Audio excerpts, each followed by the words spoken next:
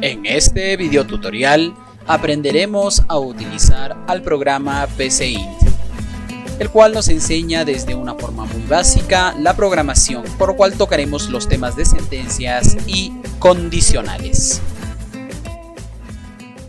Para comenzar a utilizar a PCInt, nosotros podemos dirigirnos a un navegador web y poder hacer su descargo respectivo. Desde la página SourceForge, destacada en lo que es programación, nosotros vamos a tener 3 entornos en cual podemos instalar dicha aplicación con la versión hasta mayo de este año. Y desde la versión Windows simplemente descargar el instalador respectivamente. Las bondades de instalación son comunes, las cuales solo pasarán por los botones siguiente hasta tener el botón de ejecución respectivamente. Una vez que tenemos este aplicativo y tener ya su instalación, nosotros tenemos para bien elaborar lo siguiente. Vamos a ejecutar entonces el programa PCInt.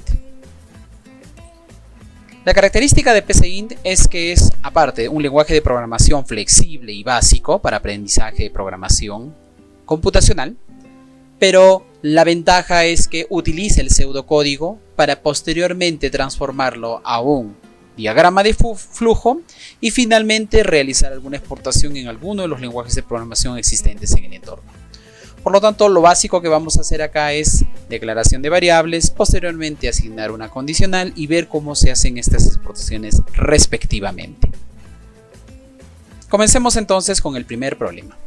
Vamos a trabajar el uso de variables. Estoy agregando acá los subguiones, que es la común denominación, por ejemplo, utilizada en Python, a la cual me va a ir indicando cómo se da ese trabajo respectivo.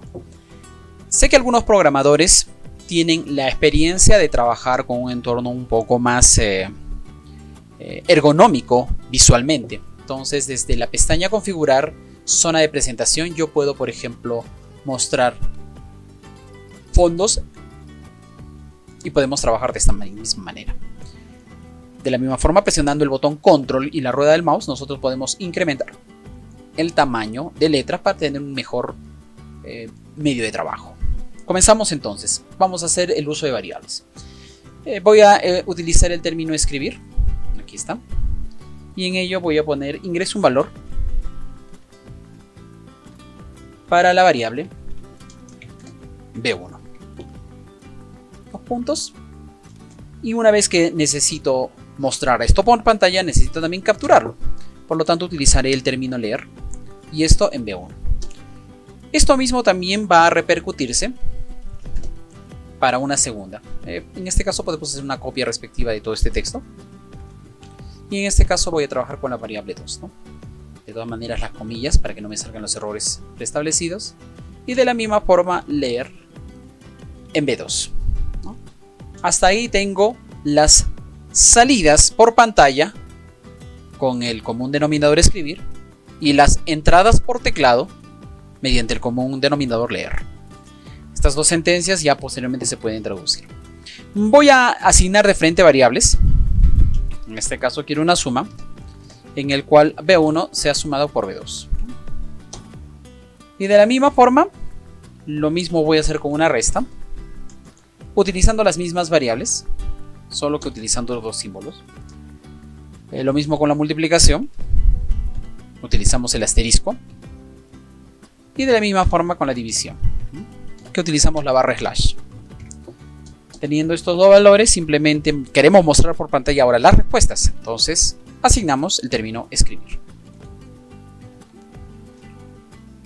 Aquí está, listo. Y le digo entre paréntesis, la suma es 2 puntos. Un espacio, cierro comilla y mediante comas yo puedo asignar la variable respectivamente, en este caso la suma. Y de la misma forma hacemos copias para la resta, multiplicación y división. Solo que en este caso cambiamos las variables respectivas utilizadas. Y de la misma forma div. Ya está. Y hasta ahí terminaría nuestro algoritmo. Previamente dicho. Estas son las sentencias básicas que se utilizan con variables y cómo se utilizan operaciones aritméticas comunes. De todas maneras, vamos a guardar el proyecto. En este caso puedo utilizar una carpeta temporal. Yo le puedo decir acá uso variables. Listo. Con ese término lo puedo guardar. Ya lo tengo asignado. Lo guarda con la extensión PSC. Muy bien. Para hacer la ejecución nosotros tenemos acá dos formas. La forma directa, que es el famoso execute o ejecutar, y la forma de depuración, que en este caso es paso por paso para ver qué es lo que ocurre. En este caso, si nosotros de frente hacemos la ejecución, tengo mi consola. Voy a ampliarla. Y en esta consola de frente me está indicando, ¿no? Ingreso un valor para variable, en este caso el valor 5. Y un variable para B2, en este caso 9. Y tengo las respuestas ahí, ¿no? Sumados en 14, en resta menos 4. Y tenemos, me parece que tenemos un error, ¿no? Nos falta hacer la declaración correcta de las operaciones. Perfecto, entonces cierro acá. Y acá colocaría la resta. La multiplicación, ¿no? Multiplicación. Y finalmente la división. División. Perfecto, está todo correcto. Y hacemos nuevamente la ejecución. Vale, nos vamos por acá. Ampliamos nuestra consola. Ponemos los valores de 6 y 3. En efecto, tomamos a 6 y 3 son 9. En resta 3. En multiplicación 18. Y en división 2. Y de esa forma hemos visto cómo podemos hacer ejecuciones. ¿Sí? Podemos reiniciar de repente la consola para volver a obtener otros datos. 9 y 12.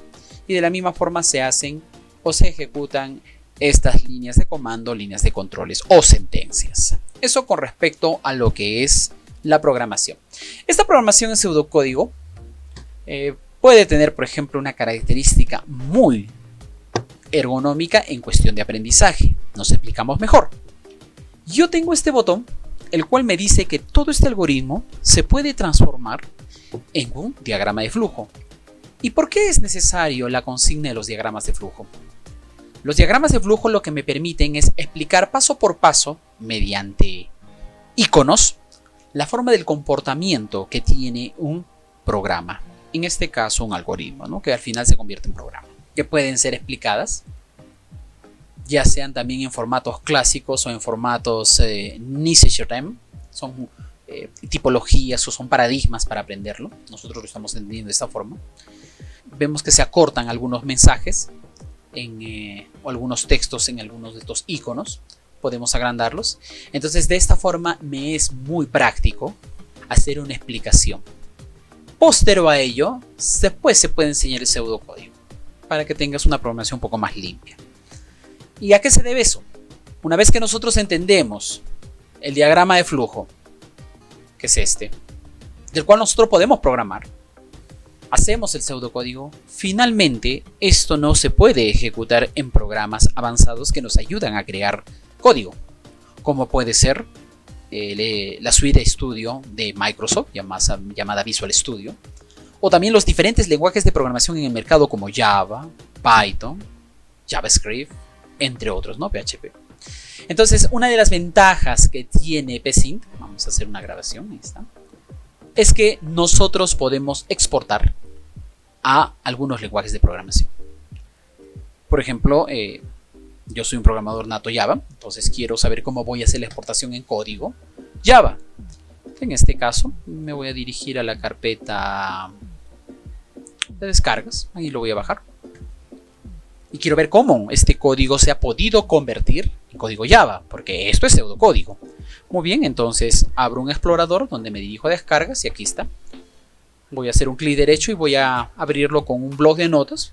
Puede ser también este Notepad++, es cómodo. Y como verás acá, vamos a ampliarlo. Me importa librerías Java. Me crea la clase principal de ejecución Java. Me define las variables, me crea sentencias de ejecución por pantalla y de captura por teclado y me hace las operaciones. Esto todavía no es muy contundente para enseñarte, pero vemos que PSINT me da esa flexibilidad. Vamos a ejecutar un nuevo archivo. Aquí está, vamos a ampliarlo. Ya sabes, control y la rueda del mouse. Y en este caso yo voy a crear ahora un algoritmo que me diga condicionales. Listo, ¿no? Lo voy a grabar con este mismo nombre. En este caso nosotros estamos utilizando una carpeta temp y con condicionales lo grabo. Listo, PSC, muy bien. Entonces acá lo que voy a primero es ingresar medios por teclado. Perdón, primero visualizaciones por pantalla, donde voy a poner, ¿no?, escriba un número para la variable n1. Vamos a hacer el clásico ejercicio de los comparadores. Comparador mayor, comparador menor, comparador igual. Y esta es su forma de ejecución. Esto se logra utilizando las famosas condicionales que siempre me muestran dos caminos. Entonces acá yo voy a colocar leer. Voy a capturar los datos en N1. Y de la misma forma voy a hacer un capturado de estos dos elementos. En N2, en este caso, escriba otro número. Voy a colocar acá. Otro número, perdón. Para la variable N2. Listo, muy bien. Ya tengo acá los ingresos. Y voy a comenzar a realizar la comparación. Los comparadores condicionales en el pseudocódigo comienzan siempre por una pregunta. Si N1 es mayor o igual a N2, entonces, esta es la forma clásica. Y por ende me coloca su finalizador FinC, algo muy parecido al lenguaje Visual Basic. Python también lo concibe así. Entonces, yo voy a comparar primero esto. Si estos dos valores son mayores o iguales, yo quiero saber si efectivamente es mayor o es igual. Por lo tanto, debe haber un camino predisponente. Pero si no lo son, es decir, si esto no se respeta, entonces yo tengo la cláusula si no. Listo, muy bien. Y justamente en el si no yo voy a colocar un escribir. De frente me muestre, ¿no? Variable n1, dos puntos. Voy a indicarle que tiene este valor por las comas. Entonces es menor a la variable n2, dos puntos, que en este caso es este valor. Listo, ¿no? Perdón, coma. ¿Está? Ya se eliminaron acá las sentencias. Me sigue diciendo que necesito ingresar dentro del primer bloque de información, por eso todavía hay una advertencia, un texto de advertencia. Entonces acá voy a comenzar a programar. En este caso acá yo le voy a indicar lo siguiente. Tengo primero que evaluar si son iguales para posteriormente si me son mayores, porque ya se hizo la evaluación del menor, que es este si no. Muy bien, entonces a esto se le llaman condicionales anidadas, porque yo puedo colocar un sí dentro de otro sí. Y en este caso yo voy a hacer la evaluación igual de estos dos números, ¿no? En este caso igual sí. Y se supone que también va a haber un camino alterno, ¿no? Si son iguales, entonces yo voy a colocar escribir, entre comillas, ambos ingresos son iguales con el valor, dos puntos, cierro comilla, coma, y N1, N2 indiferente, ¿no? Porque ambos están consiguiendo eso. Aparte voy a colocar el si no, que es mi otra alternativa, y voy a colocar escribir. En este caso, como no es igual, el único camino que le toca es el número mayor. Entonces puedo copiarlo de abajo, acá, todo este dato. Listo, pero en este caso yo simplemente voy a asignar la palabra es mayor, ¿no? Entonces, como verás, tengo ya estructurado la sentencia condicional. De todas maneras, grabamos y vamos a hacer su ejecución. Lo voy a hacer directamente con el botón ejecutar. Entonces se apertura mi consola. Vamos a ver por acá para poder estudiar. Listo, entonces si yo hago la ejecución acá, coloco el valor 6 y el valor 15. Entonces dice la variable n1, que tiene el valor de 6, es menor a la variable n2, ¿no? Vamos a minimizar un poco esto para que tengamos una mejor proyección. Listo, muy bien, voy a reiniciar. Voy a colocar los valores 12 y 7. Y la variable n1 con el valor de 12 es mayor a la variable n2 con 7, ¿no? Y finalmente voy a reiniciar el programa. Si yo agregase valores iguales, ¿no? Ambos ingresos son iguales con el valor de 4, ¿no? ¿Cómo esto se expresa en pseudocódigo? Perdón, ya está expresado en pseudocódigo. ¿Cómo esto lo expresamos en diagrama de flujo? Entonces yo me dirijo a mi botón diagrama de flujo Y en este caso vamos a ampliar. Es un poquito más particular, porque hemos visto que estos trapezoides saben muy bien, voy a extender por favor los textos, estos trapezoides me determinan textos que van a aparecer por pantalla, y en este caso me están indicando con la flecha hacia adentro que son entradas y estas con la flecha hacia afuera que son salidas. Perfecto.